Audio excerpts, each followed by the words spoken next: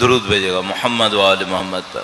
اللہ صلی علی محمد و آل محمد وعجل فرجهم. فاتحہ. بسم اللہ الرحمن الرحیم. الحمد للہ الرحمن الرحیم مالک یوم الدین. ایاک نعبد و ایاک نستعین. اهدنا الصراط المستقيم صراط الذين أنعمت عليهم غير المغضوب عليهم ولا الضالين.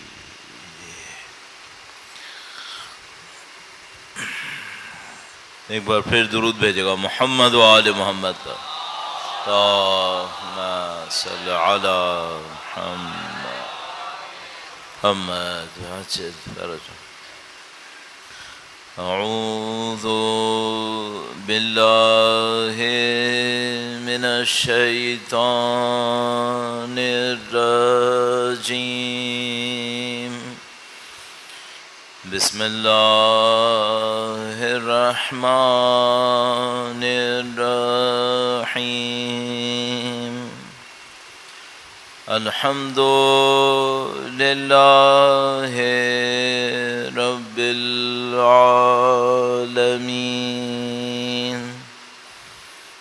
والصلاة والسلام علی سید الانبیاء والمرسلین حبیب الہ العالمین ابی القاسم محمد. صلی علی محمد آل محمد وعجل فرجهم وعلى آلہ الطیبین الطاہرین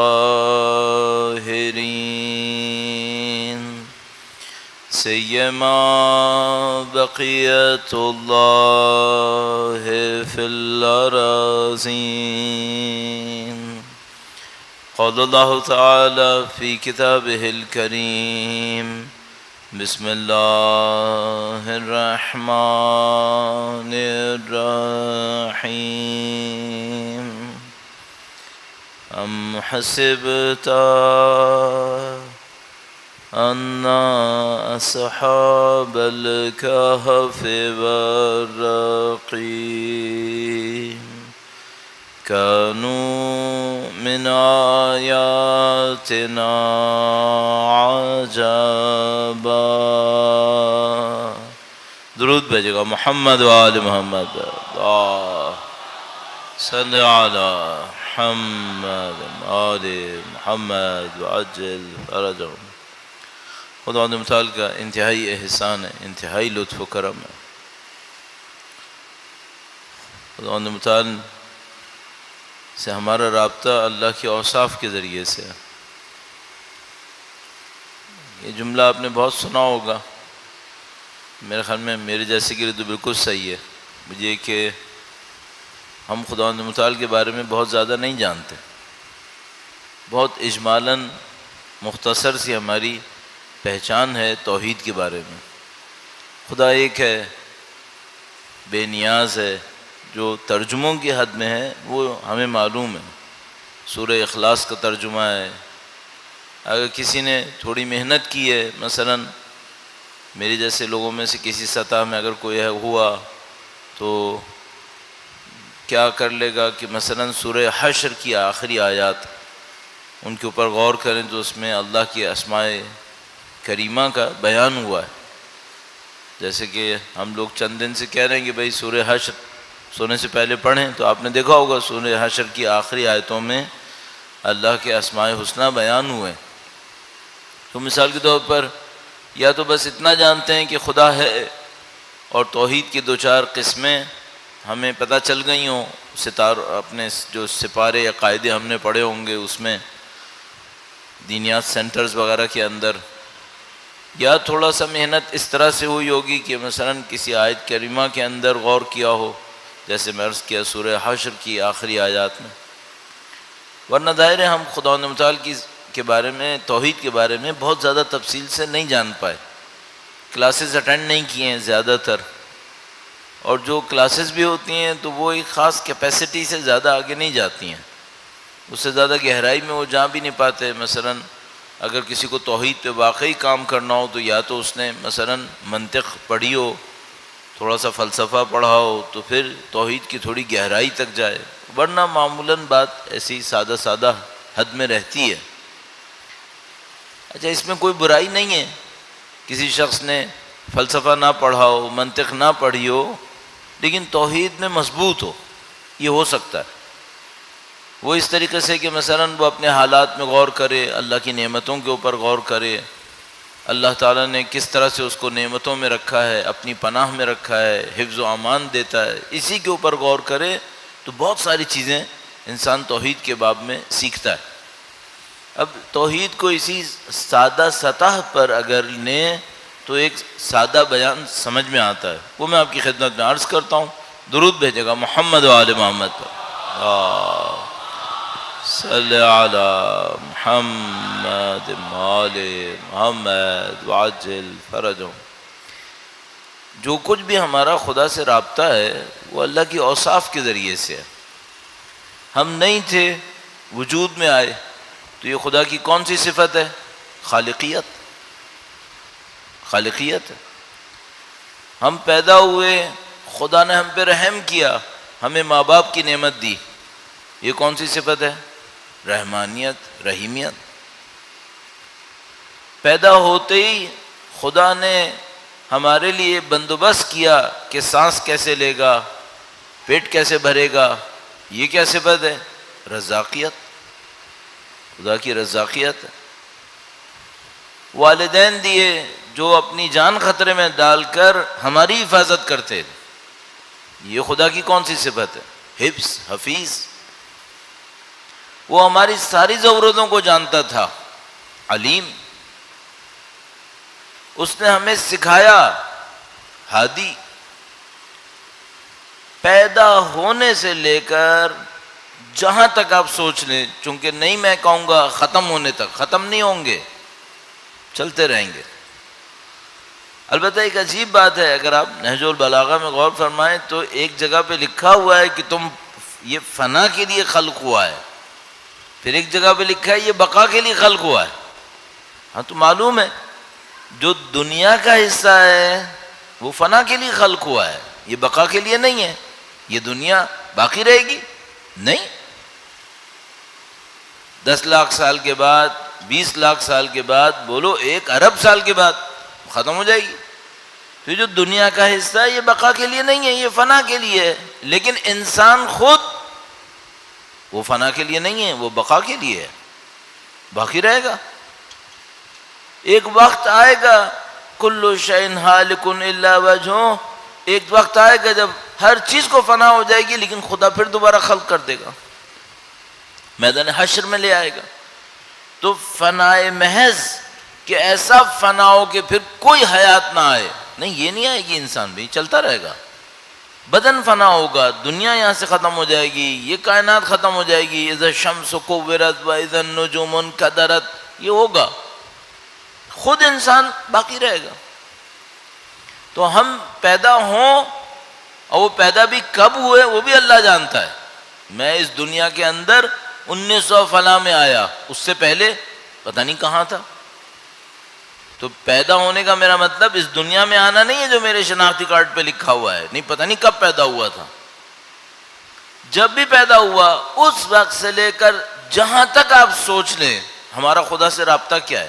اوصاف، صفتیں، کبھی خالقیت کی صفت، کبھی رزاقیت کی صفت، کبھی حفیظ کی صفت، کبھی علیم کی، کبھی ہادی، کبھی جواد، کبھی عدل، کبھی حتی جبار و قہار۔ اگر ایسی غلطیاں کروں نعوذ باللہ تعالی جس میں دوسرے انسانوں کے حقوق پامال ہوں، ایک وقت تک خدا ستاریت میں رکھتا ہے، پھر ستاریت کا پردہ ختم ہو جاتا ہے، پھر قہاریت ہے، جباریت ہے، خدا متعال قہر دکھائے گا۔ عادل بھی تو ہے بالآخر۔ یہ ہمارا صفتوں کا رابطہ ہے۔ بس آپ اور میں یہ کر سکتے ہیں کہ اس بات کو سوچتے رہیں کہ جو ہماری زندگی گزر رہی ہے یہ اللہ کی صفت ہے کوئی جو میرے تک پہنچ رہی ہے. اچھا اب یہاں پہ ایک بہت بڑا سوال ہے، وہ یہ کہ بھائی کچھ صفتیں تو ایسی ہیں جن کا پہنچنا مجھے بہت لطف دیتا ہے. وہ حفیظ ہے، میری حفاظت فرما رہا ہے، وہ رزاق ہے، مجھے رزق دیتا ہے. کچھ صفتیں ایسی ہیں جو اگر مجھ تک پہنچتی ہیں ظاہری طور پر مجھے اچھا نہیں لگتا ہے. مثلا اگر میں نے کوئی جرم کیا نعوذ باللہ تعالی، خدا نے اپنی عدل سے مجھے سزا دی، تو کیا خدا نے غلط کیا؟ نعوذ باللہ تعالی نہیں، غلط نہیں کیا. مجھے اچھا لگے گا اس وقت؟ نہیں، مجھے اچھا نہیں لگتا اس وقت. کیوں؟ اس وجہ سے کہ میں سوچتا ہوں کہ خدا اپنی ایک اور صفت لاتا، غفاریت، غفوریت، مجھے بخش دیتا. اچھا پھر میں یہ نہیں سوچتا کہ میرے لیے تو وہ غفاریت لاتا، غفوریت لاتا، جس کے اوپر میں نے ظلم کیا وہ کوئی فریاد نہیں کر رہا ہوگا کیا؟ وہ خدا سے کیا کہہ رہا ہوگا؟ خدایا کب تک تیرا حلم، حلم خدا کا یعنی برداشت، تو وہ یقیناً خدا سے کہہ رہا ہوگا خدایا کب تک حلم، اس نے میرے اوپر ظلم کیا ہے، کب تک تو اس کو اپنی حلم کے اندر رکھے گا؟ کبھی تو اپنی قہاریت دکھا. حضرت نوح علیہ السلام نے یہی کہا نا خدا سے کہ یہ قوم اب فاسق کے علاوہ کچھ پیدا نہیں کرے گی، ختم کر دے ان کو. حضرت نوح رحم دل نہیں تھے نعوذ باللہ تعالی، نبی معصوم، لیکن انہوں نے دیکھا کہ دوسری نسلوں کو بچانے کے لیے ضروری ہے کہ یہ نسل برباد ہو، ختم ہو، تاکہ دوسروں کو بچائے. اب یہاں پہ ایک سوال ہے، میں گناہ کروں نعوذ باللہ تعالی تو خدا کی دو صفتیں مجھ پہ آ سکتی ہیں، ایک ستاریت، غفاریت، دوسری عدل. میں کون سی چاہوں گا؟ ستاریت، غفاریت. یہ کیا کروں کہ وہ والی صفت آئے جو مجھے اچھی بھی لگے؟ کیا کروں؟ اب یہاں پہ سوال کیا ہے؟ وہ یہ کہ بھائی میری زندگی کچھ بھی ہوگی، کوئی نہ کوئی صفت الہی میری طرف آ رہی ہوگی. ان صفتوں میں سے کچھ کا آنا مجھے اپنی کم عقلی میں یا اپنی حب ذات میں، کیونکہ مجھے اپنی ذات پسند ہے، اچھا لگتا ہے. کچھ صفتوں کا آنا میں نہیں چاہتا کہ وہ آئے، میں ان سے بچنا چاہتا ہوں. اچھا اب کیا کروں کہ وہ والی صفتیں آئیں جن کو میں چاہتا ہوں کہ آ جائیں، اور وہ صفتیں نہ آئیں جن کو میں بچنا چاہ رہا ہوں. اس کا ایک نسخہ بیان کرتے ہیں. اس کا تعلق ہم سے ہے، یعنی اگر ہم سوچیں تو ہم کوئی ایسا کام کر سکتے ہیں کہ خدا نے متعال سے اپنے رشتے کو خاص صفتوں کے اندر لے کر چلے. یہ ہم کر سکتے ہیں. ابھی عرض کرتا ہوں آپ کی خدمت میں، درود بھیجے گا محمد و آل محمد پر. صلی علی محمد و آل محمد وعجل فرجہم. اچھا دنیا میں جو خدا کو نہیں بھی مانتے وہ بھی اب اس معاملے پر توجہ دینے لگے. اگر آپ لوگ برداشت کر کے اس پنکھے کو بند کر لیں تو بہت فرق پڑے گا.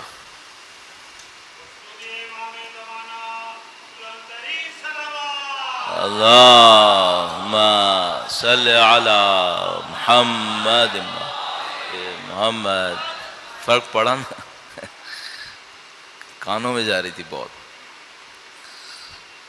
آپ اپنی صحت و سلامتی کے لیے، مزید توفیقات کے لیے، انشاءاللہ مرحومین کی مغفرت کے لیے درود بھیجیں محمد و آل محمد پر.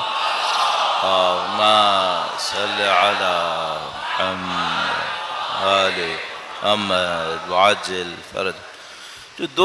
جو لوگ خدا کو نہیں بھی مانتے ان میں سے بہت سارے لوگ ایک قانون کو سمجھ گئے. وہ قانون کیا ہے؟ وہ کہتے ہیں آپ اپنے اندر سے اچھی توقع رکھیں، اچھائی خود بخود آپ کی طرف چلتی بھی آئے گی.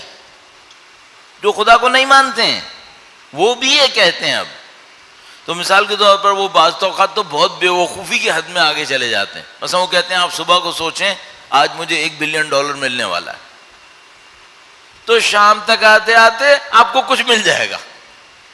لیکن اگر آپ نے یہ سوچا آج بہت غلط دن ہے، آج بہت برا دن ہے، کہ شام تک آتے آتے کوئی بدبختی آنے والی ہے، بس پھر کیوں؟ آپ نے غلط سوچا ہے. وہ لوگ یہ کہتے ہیں میں آپ نے غلط سوچا. جب آپ غلط توقع رکھیں گے، اچھا وہ خدا کو تو نہیں مانتے، تو وہ اس کو نیچر کہتے ہیں، اس کو نیچر کہتے ہیں اور نام دیتے ہیں. تو وہ کہتے ہیں آپ نے توقع سسٹم سے صحیح نہیں رکھی، تو سسٹم آپ کو وہی دے گا جس کی آپ نے توقع کی ہے. آپ سسٹم سے توقع اچھی رکھیں گے، سسٹم آپ کو اچھا دے دے گا، یہ کہتے ہیں. اچھا اب کچھ اور لوگ اس کو کچھ اور طرح سے لیتے ہیں. یہ بات تو بالکل مائنس خدا کر دیا انہوں نے. ایک اور سسٹم آئے گا، ایک اور طریقہ آئے گا، وہ اس طرح سے کہے گا. وہ کیا کہے گا؟ وہ کہے گا تم دوسروں کے لیے اچھا سوچو، یہ نیچر تمہیں خود بخود اچھا دے دے گی. بس پہلے والا کہہ رہا تھا کہ دوسروں کو نہیں بھی سوچو کوئی مسئلہ نہیں، اپنے بارے میں پازیٹیو تھنکنگ رکھو، ایکسپیکٹیشنز اچھی رکھو، تمہیں نیچر خود بخود دے دے گی. اپنی زبان میں ہو گیا. دوسرا والا کیا کہتا ہے؟ دوسرا والا کہتا ہے تم دوسروں کو اچھائی پہنچانے کی سوچو اور کر کے دیکھو، بہت چھوٹی سی سطح پہ تمہیں خود بخود نیچر دے گی. چونکہ لوگ خدا کو نہیں مانتے. اچھا ظاہر ہے ہم ان کے اس پارٹ کو قبول نہیں کر رہے کہ نیچر دے گی. نیچر کیا ہوتی ہے بھائی؟ یہ پورا سسٹم اتنا آرگنائز سسٹم ہے، یہ کسی حادثے سے تھوڑی بن سکتا ہے. اس کو کسی نے بنایا ہے، کوئی اس کو چلا رہا ہے. اب یہاں پہ ہم کیا کہیں گے؟ ہم اگر ان کی بات کو ہی پکڑ لیں تو ہم یہ کہیں گے کہ بھائی یہاں پہ دنیا میں ایک نظام ہے. وہ کیا نظام ہے؟ بچپنے سے ہم لوگوں کو جب اردو سکھاتے تھے کلاس 1-2 میں، حتیٰ پری کلاس 1 میں، تو کہتے تھے اوپر لکھ دیتے تھے جملہ، کہتے تھے نیچے کاپی کرو. اب مجھے نہیں پتا آج کل یہ کرتے ہیں نہیں کرتے، پہلے کرتے تھے. تو اوپر لکھا ہوتا تھا جیسی کرنی ویسی بھرنی، جو بوگے وہ کاٹو گے. صحیح ہے. کرو مہربانی تم اہل زمیں پر، خدا مہرباں ہوگا عرش بری پر. ہے یہ نہیں؟ اچھا یہ کیا کانسیپٹ ہے؟ یہ کانسیپٹ ایک الہی کانسیپٹ ہے. ایک الہی کانسیپٹ ہے. وہ کیا کہہ رہا ہے؟ خدا یہ کہتا ہے تم بہتری کرو دوسروں کے ساتھ، تمہارے ساتھ میں بہتری کروں گا. یہ خدا کہتا ہے. کہتا ہے تم دوسروں کے ساتھ اچھائی کرو. اگر کوئی تمہارے سامنے آ جائے، اس نے تم میں کوئی نقصان پہنچایا ہے، تم نقصان مت پہنچاؤ، یا درگزر کر دو، یا اور اچھا کر سکتے ہو تو اہل بیت کی طرح تم اس کے ساتھ بھی کوئی اچھائی کرو. نہیں کر سکتے اہل بیت کے معیار کے اوپر، تھوڑا سا نیچے آ جاؤ، درگزر کر دو، معاف کر دو، چھوڑ دو. البتہ دین میں کوئی خرابی لائے معاملہ کچھ اور ہے، معاملہ کچھ اور ہے. اور میرے ساتھ ایک مسئلہ یہ بھی ہو سکتا ہے کہ کسی نے میرے 4 روپے چوری کر لیے تو میں کہوں اس نے دین کی چوری کی، اب میں اس سے لڑوں گا. یہ بھی ہو سکتا ہے، جو ظاہر ہے بالکل ہی غلط ہے. میرا معاملہ ہے، اس کو دین سے کیوں ملا رہے ہو؟ وہ کیا کرتا ہے؟ وہ کہتا ہے میں دین کی علامت ہوں نا. یہ کس نے حق دیا ہے؟ وہ معصوم تھوڑی ہو، نبی تھوڑی نہ ہو سب اللہ تعالی. تو تیسرا سسٹم جو الہی سسٹم ہے، اس میں کیا کہتے ہیں انسان؟ اس میں کیا کہتے ہیں؟ اللہ کی طرف سے سنتے ہیں وہ یہ کہ تم دوسروں کے ساتھ اچھائی کرو، اللہ تمہارے ساتھ اچھائی کرے گا. تم دوسروں کے لیے اپنی چھوٹی سی کیپیسٹی میں رزق دینے والے بنو، تمہیں خدا رزق دے گا. صحیح ہے. اب اس کا ٹیکنیکل بیان کیا ہے؟ یہ تو سادہ بیان ہو گیا. اس کا فنی بیان کیا ہے؟ اس کا فنی بیان یوں بنا سکتے ہیں وہ یہ کہ اب یہاں پہ کرسٹ ہے، مین پوائنٹ ہے. وہ کیا ہے؟ تم اپنے دل میں جو صفت اللہ کی جگاؤ گے، اللہ کی بھی وہی صفت تمہارے لیے عمل میں آئے گی. مثلا میرے سامنے ایک بندہ تھا، میں نے اس بندے پہ رحم کیا تو میں نے کون سی صفت کو ایکٹیو کیا؟ صفت رحمانیت. اب خدا کی صفت رحمانیت میرے لیے ایکٹیو ہو گئی ہے. ایک بندہ تھا ضرورت مند، وہ میں تھا، میں کسی بندے کے سامنے گیا، میں نے اپنی ضرورت کا اظہار کیا، یا اس کو ویسے ہی پتہ چل گیا، اس نے میری ضرورت پوری کر دی۔ یہ جو اس نے کام کیا، اس نے کسی کی ضرورت پوری کی، اب اس کی ضرورت کو پورا کرنے کے لیے خدا کی صفت فعال ہو گئی۔ ٹھیک ہے، بس فنی بیان کیا ہے؟ فنی بیان یہ ہے کہ جس صفت پہ تم محنت کرو گے، کام کرو گے، وہی صفت خدا کی تمہارے لیے نازل ہو جائے گی۔ اللہ اکبر! تو یہ تو بہت ہی خطرناک بات ہو گئی، بہت اچھی بھی ہے، بہت خطرناک بھی ہے۔ وہ کیا؟ اگر نعوذ باللہ تعالی میں نے کسی کو ذلت دی، ہاں، تو پھر خدا بھی ذلت دے گا۔ در عین حال کہ خدا رحمان ہے، رحیم ہے، مدرک الحاربین بھی ہے، مبیر الظالمین بھی ہے، قاسم الجبارین بھی ہے۔ تو آپ ذرا دیکھ داکھ کر کسی صفت کو ایکٹیو کرو۔ میں کسی صفت کو ایکٹیو کر رہا ہوں نا، ذرا دیکھ دیکھ کے کروں، کس صفت کو میں نے ایکٹیو کیا ہے، کس صفت کو میں نے چھیڑا اپنے دل کے اندر، وہی صفت اوپر سے میرے لیے نازل ہونے والی ہے۔ نعوذ باللہ تعالی کسی شخص نے گناہ کیا، غلطی کی، میں نے دیکھ لیا، اب جو میں نے دیکھا، نعوذ باللہ تعالی دوسری غلطی، حماقت اس سے بڑی میں نے یہ کی کہ کسی کے سامنے جا کر اس کی عزت کا پردہ چاک کر دیا۔ اب میں نے ستاریت نہیں دکھائی، اب خدا کی ستاریت مجھ تک آئے گی؟ نہیں، اب معاملہ خراب ہو گیا۔ میں نے کسی کی ستاریت نہیں دکھائی، میں نے کسی کے لیے نعوذ باللہ پردہ پوشی نہیں کی، تو خدا کیسے پردہ پوشی، کیوں پردہ پوشی کرے؟ یہ وہ معاملہ ہے جس میں ہم زندگی گزار رہے ہیں۔ اب آپ اور میں، جیسے علامہ طباطبائی نے کہا نا کہ بھائی صبح کو اٹھتے ہی آپ اپنے آپ سے عہد کریں کہ آپ نے صرف وہی کام کرنا ہے جو اخروی کوئی فائدہ دے آپ کو۔ صحیح ہے؟ اب میں کیا کروں؟ میں اپنی زندگی میں صبح سے شام تک یہ سوچوں کہ کون سی صفت خدا کو میں ایکٹیو کرنے والا ہوں۔ اگر میں یہ کروں، اب خدا کی کون سی صفت میرے حق میں آئے گی؟ آپ یقین فرمائیے، آپ کو مجھے خود بہت اچھی طرح اندازہ ہو جائے گا میں اپنے ساتھ اچھائی کر رہا ہوں یا برائی کر رہا ہوں۔ اس کو دیکھیے ہم، اور یہ جو بچپنے سے آپ اور میں سن رہے ہیں نا، جیسی کرنی ویسی بھرنی، جو بوگے وہ کاٹو گے، پھر آپ اس کو اپنے آنکھوں سے دیکھیں گے۔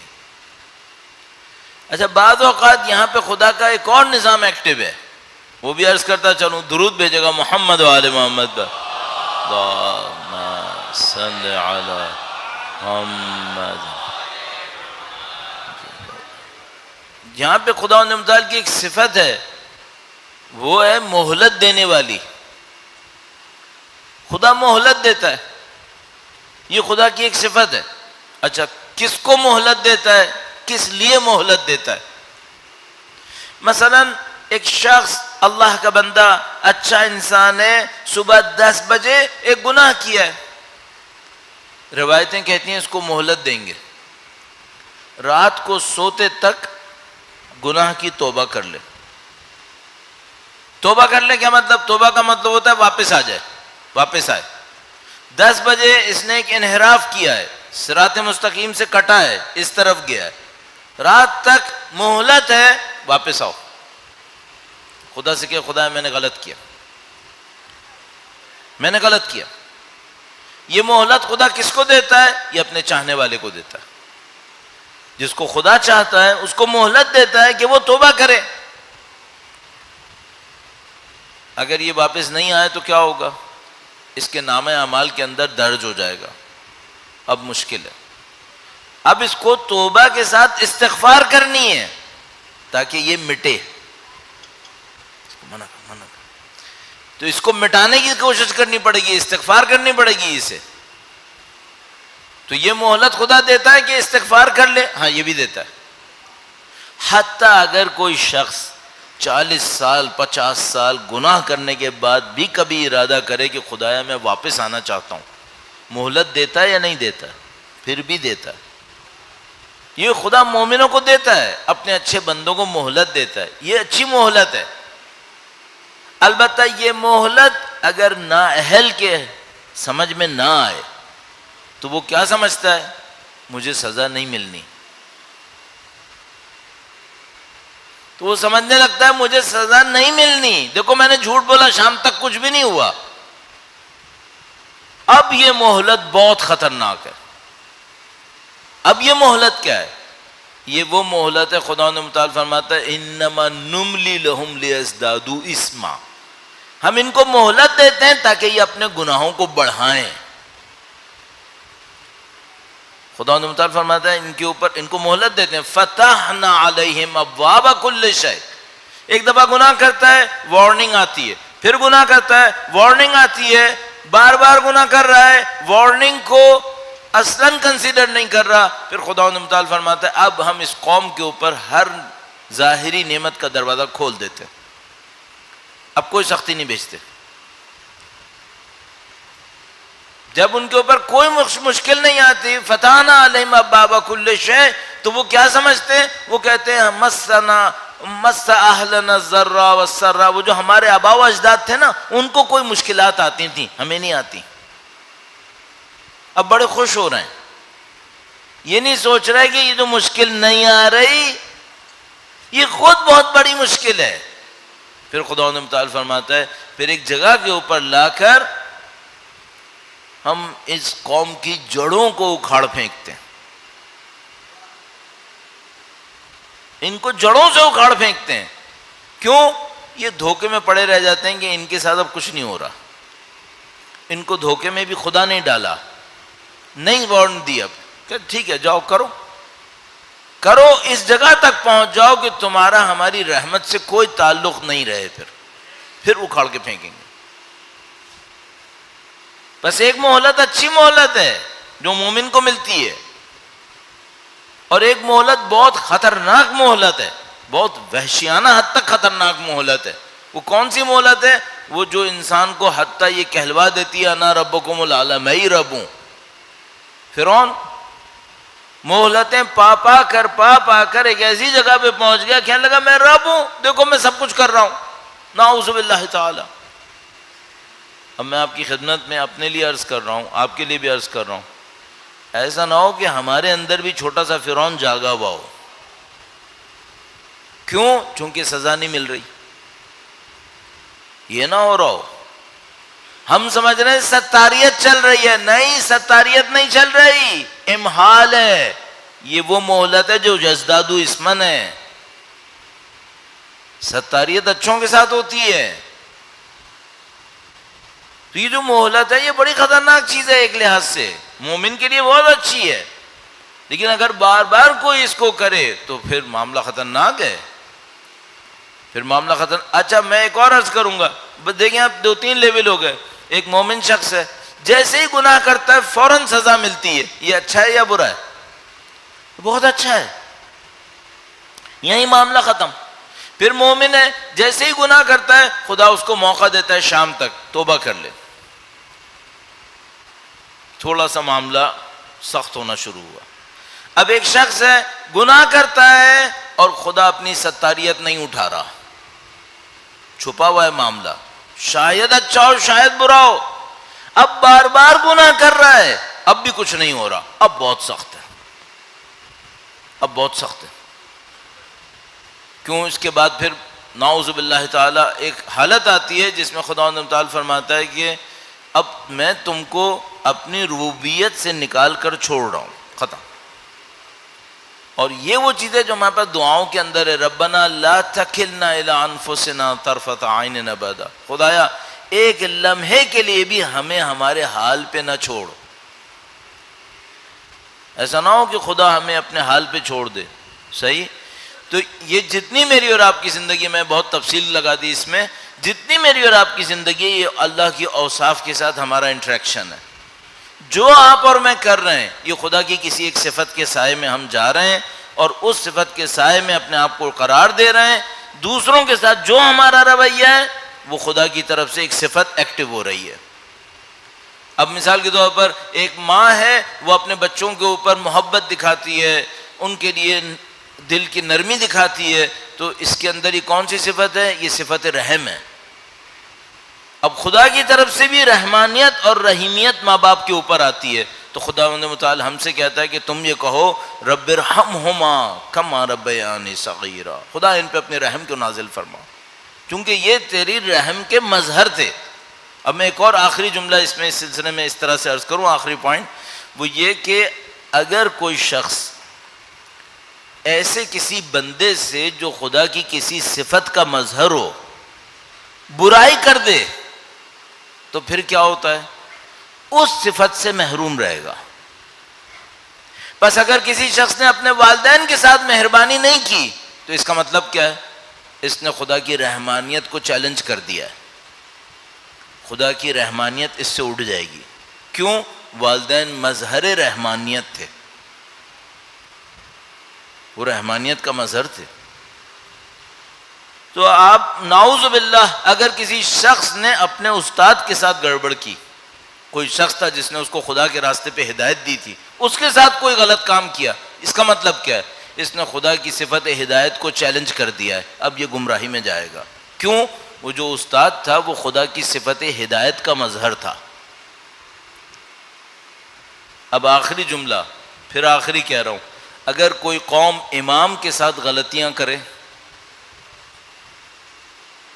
وہ قوم پنپ نہیں سکے گی، اس قوم کا انجام اچھا نہیں ہوگا، کیونکہ امام خدا کی تمام اوصاف کا مظہر ہے. پروردگار سے دعا کرتے ہیں خدایا وارث اہل بیت کے ظہور میں تعجیل فرما، خدایا ان کے ظہور کا دن دیکھنا نصیب فرما. ہماری غلطیاں کوتاہیاں جو ظہور میں رکاوٹیں بنی ہیں ان تمام غلطیوں کوتاہیوں کو برطرف فرما. ہمیں امام کی نصرت کی سعادت نصیب فرما، اس راہ میں شہادت نصیب فرما. درود بھیجے محمد و آل محمد پر. صلی علی محمد وعجل فرج. اتنا تفصیل میں جانا نہیں چاہ رہا تھا، لیکن ایک دفعہ بات شروع کی تو میں نے کہا اس امپورٹنٹ پوائنٹ کو آپ کی خدمت میں عرض کر دوں. اس میں بہت کی ایک لائف کے لیے کی موجود ہے. زندگی کا نسخہ یہاں پر ہے. آپ خدا کی کس صفت کو اپنے لیے چاہ رہے ہیں یہاں سے دیکھیں. اب جناب علامہ طباطبائی نے کہا کہ بیٹا ہمت دکھاؤ، توبہ کرو، استغفار کرو. استغفار کیا ہے؟ توبہ کیا ہے؟ توبہ کو میں نے اشارتاً عرض کیا، سیدھے راستے پہ چل رہا تھا، ایک گناہ کیا، میں نے ڈائیورژن لے لیا، انحراف ہو گیا، راستے سے منحرف ہو گیا. جیسے ہی میں راستے سے منحرف ہوا، اب مجھے منزل تک پہنچنے کے لیے زیادہ راستہ طے کرنا پڑے گا، چونکہ اب میں صحیح راستے پہ نہیں ہوں. تو خدا مجھ سے کیا فرما رہا ہے؟ فرما رہا ہے توبہ کرو، واپس آؤ، جتنی جلدی واپس سکتے ہو واپس آؤ. کیوں؟ تمہارا وجود ضائع ہو رہا ہے. تم اسی منزل تک پہنچنے میں کم محنت میں پہنچ سکتے تھے، اب تمہیں زیادہ محنت لگانی پڑے گی. تو خدا کی رحمانیت رحیمیت مجھ سے کہہ رہی ہے کہ تم میرے بندے ہو، واپس آؤ، توبہ کرو. توبوا الی اللہ، اللہ کے سامنے توبہ کرو، توبہ کرو، واپس آؤ. بندگی سے باہر کیوں جا رہے ہو؟ کیوں میری رحمتوں کو خداوند متعال فرما رہے ہیں میری رحمتوں سے اپنے آپ کو محروم کر رہے ہو؟ واپس آؤ. اچھا اب میں واپس آنا چاہتا ہوں، لیکن مشکل ہے میرے ساتھ. وہ کیا؟ میرے قلب کے اوپر ایک داغ لگا ہوا ہے. ممکن ہے میں نے توبہ کر لی، میں واپس آنا گیا، اب وہ گناہ نہیں کر رہا جو میں نے صبح 10 بجے کیا، لیکن ایک مشکل ہے، اس گناہ کا داغ میرے سینے پر ہے، میرے قلب کے اوپر ہے. یہ جو قلب کے اوپر ایک سیاہ نقطہ لگا ہوا ہے روایت کے مطابق، یہ میری روشنائی کو کم کر رہا ہے، یہ میرے آئینے کو سیاہ کر رہا ہے. اگر میرا آئینہ سیاہ ہے، اس میں خدا کی نورانیت ریفلیکٹ نہیں ہو رہی، خدا کی ہدایت مجھ تک کم پہنچ رہی ہے. اب کیا چاہیے؟ اب چاہیے استغفار. استغفار کیا مطلب؟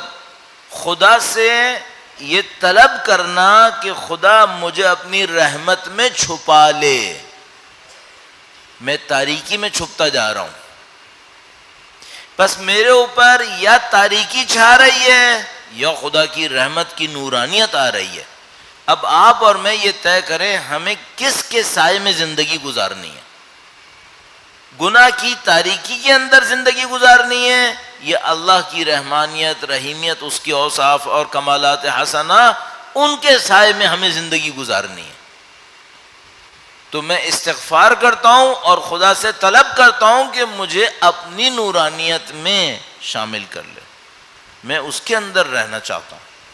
اس کا طریقہ کار کیا بتایا؟ اس کا طریقہ کار یہ بتایا کہ جیسے ہی گناہ کرو، نمبر ایک ترک کا ارادہ کرو، اس کے جتنے غلط نتائج حاصل ہوئے ان تمام نتائج کو ختم کرو اور خدا سے کہو استغفر اللہ، استغفار طلب کرو۔ استغفار وہی سمجھ لو نورانیت کا ایک پردہ ہے جو میرے اوپر چھا جائے اور مجھے چھپا لے۔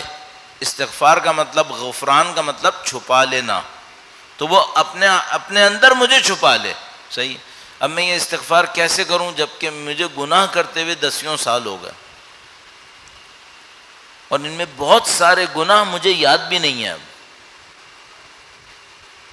بہت سارے گناہوں کو میں نے جب کر رہا ہوں گا تب بھی نہیں سوچا ہوگا، اب 30 سال بعد کہاں سوچوں گا، اب کیا ہوگا؟ بہت سارے لوگ وہ مر چکے ہوں گے جن کے ساتھ میں نے غلطیاں کی ہوں گی،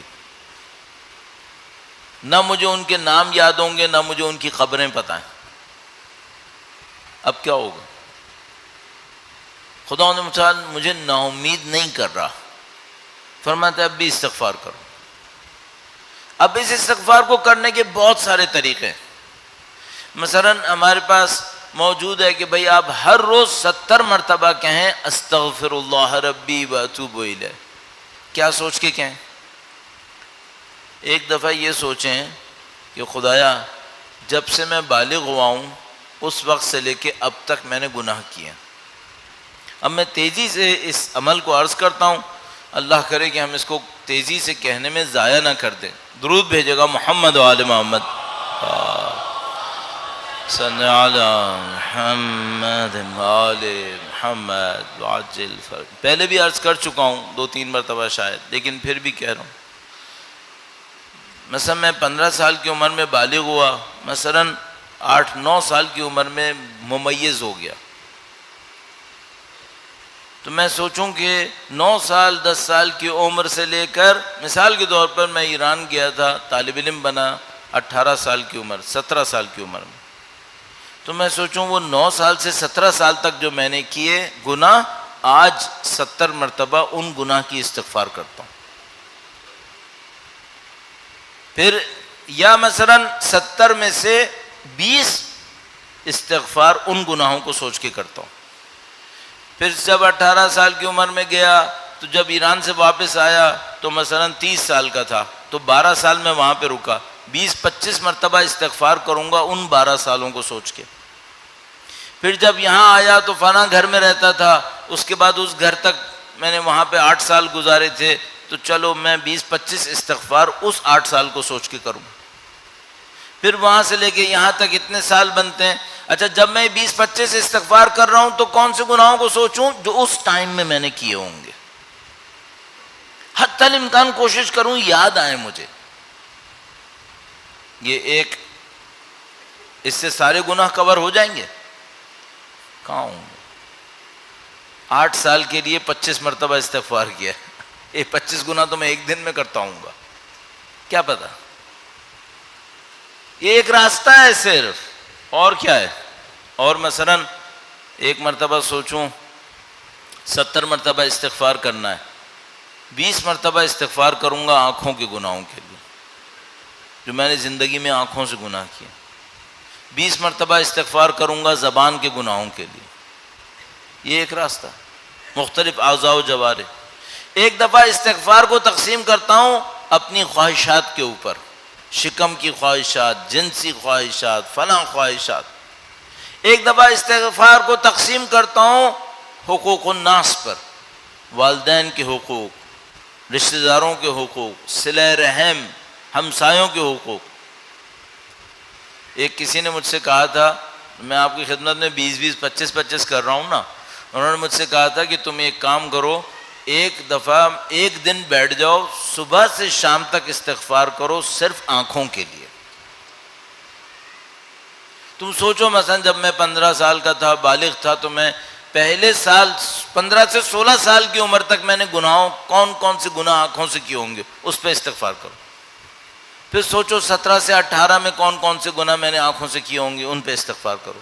تو کہنے لگے ایک پورا ویکینڈ گزارو آنکھوں کے استغفار پر، پھر ایک ویکینڈ مثلا گزارو تم زبان کی استغفار پر۔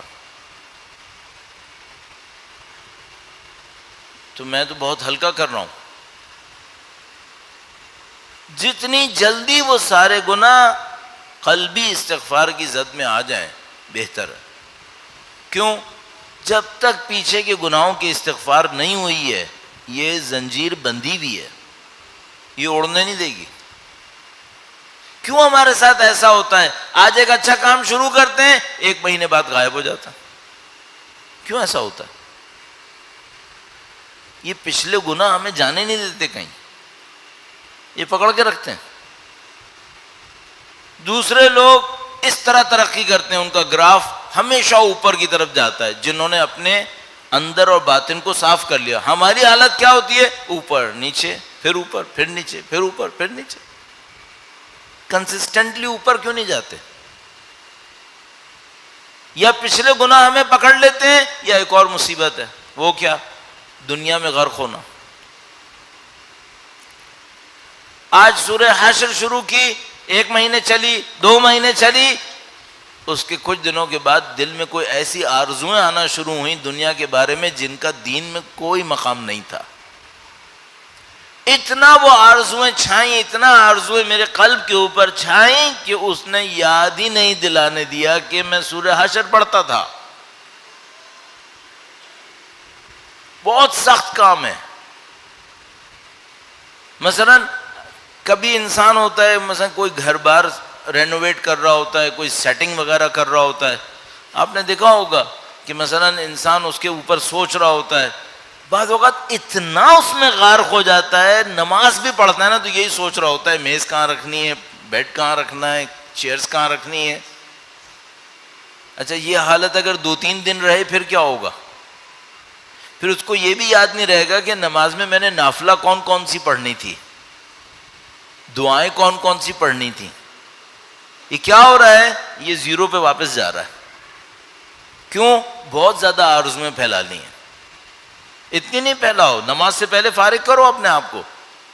وہ ایک عارف کی زندگی آپ نے یقیناً پڑھی ہوگی کہیں نہ کہیں وہ کتاب، پھر میں نے خدا کو پا لیا، تو اس میں ان کے ایک شاگرد کا واقعہ تھا کہ وہ اپنے گھر میں کوئی میز لاتا ہے، اور وہ میز تو لے آتا ہے، سیٹ کہیں نہیں ہو رہی تھی، کبھی یہاں رکھتا ہے، کبھی وہاں رکھتا ہے، کبھی وہاں رکھتا ہے۔ مغرب پہ جاتے تھے اپنے استاد کے ساتھ جماعت پڑھنے کے لیے، تو وہ مغرب کے اوپر جب گیا، ان کے سامنے پہنچا، انہوں نے شکل دیکھی اس کی، کہنے گے میز تو نکال کے آؤ، یہ تمہاری پوری روح کے اوپر میز آئی بھی ہے، مثلا میز تو چھوڑ کے آؤ پہلے۔ اب ذرا سوچو ہماری روح پہ کیا کیا چڑھا ہوا ہوگا۔ پھر ہم اپنے آپ سے پوچھتے ہیں ہم نماز میں توجہ کیوں نہیں کر پاتے؟ بھائی توجہ کیسے ہوگی؟ اتنا سارا وبال چڑھا ہوا ہے، توجہ کہاں سے آئے گی؟ تو یہ سب محنت کرنی پڑے گی، تب ہمارے اندر کوئی معنوی اخلاقی ترقی آ سکتی ہے۔ البتہ اتنا میں نے آپ کے سامنے کہہ دیا، ابھی آپ مجھ سے کہہ سکتے ہیں مولانا یہ تو پھر لگ رہا ہے ہوئے گا ہی نہیں کبھی۔ نہیں، کیسے نہیں ہوگا؟ اگر مجھ مولوی نے کرنا ہوتا نا تو نہیں ہونا تھا بھائی، یہ خدا نے کرنا ہے خدا نے کرنا ہے، یہ میں تھوڑی کروں گا، آپ تھوڑی کریں گے۔ یہ تو جب آپ خدا کے سامنے گڑ گڑائیں گے تو خدا کون ہے؟ یا سریع الرضا، جلد راضی ہو جانے والا ہے، وہ سریع الرضا ہے، میں تھوڑی ہوں۔ میرے ساتھ کوئی ایک آدمی ایک برائی کرتا ہے، میں 25 سال اپنے دماغ میں یاد رکھتا ہوں اس دن اس نے پانی دینے میں دیر کی تھی میرے ساتھ۔ خدا تھوڑی ایسا۔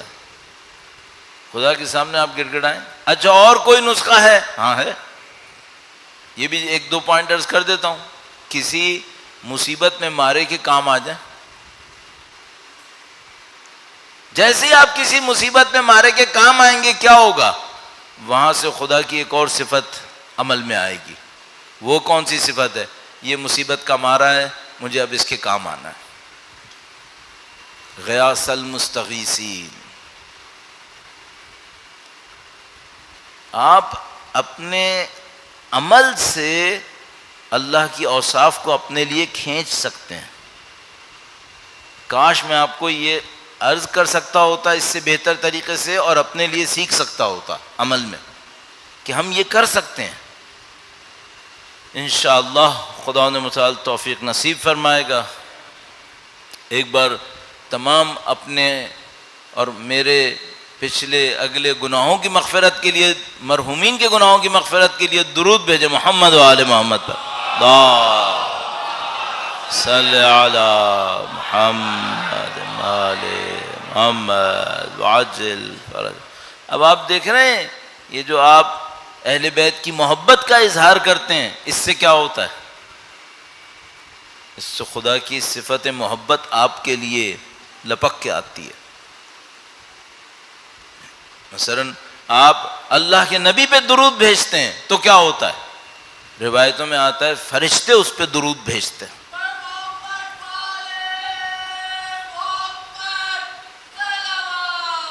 اللہم صلی علی محمد محمد وعجل.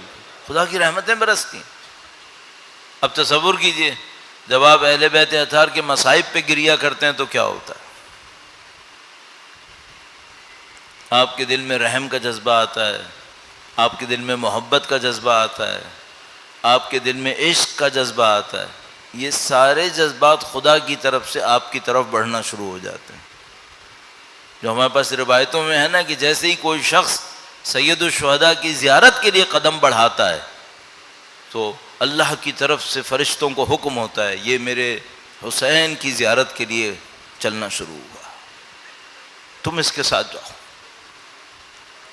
کتنی ہمارے پاس روایتیں ہیں کہ گھر سے باہر نکلتا ہے اور فرشتے کہتے ہیں اب ہماری امان میں ہے، ہماری امان میں. یہ جو آپ گریہ کرتے ہیں، دیکھیں ہم تو اہل دنیا ہیں نا، ہمیں تو آگے کا نظر نہیں آتا. روایتیں تو پڑھ سکتے ہیں نا، روایتیں تو انہوں نے بتائی ہیں جن کو بہت آگے تک نظر آ رہا ہے.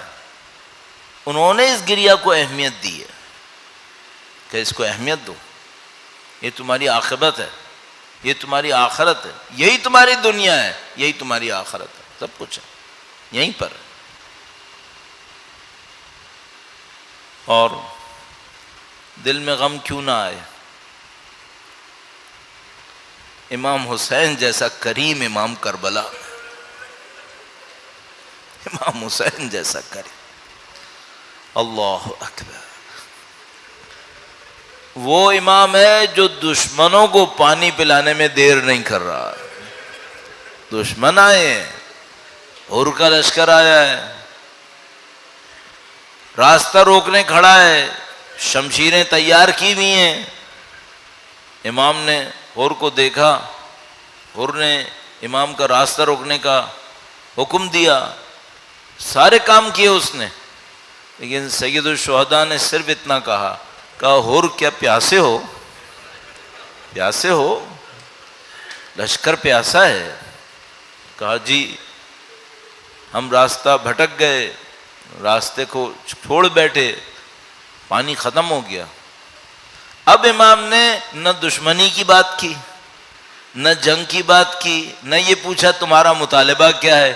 اپنے اصحاب سے کہا کہ مشکیزیں کھولو، ان کو پانی پلاؤ، پانی پلاؤ.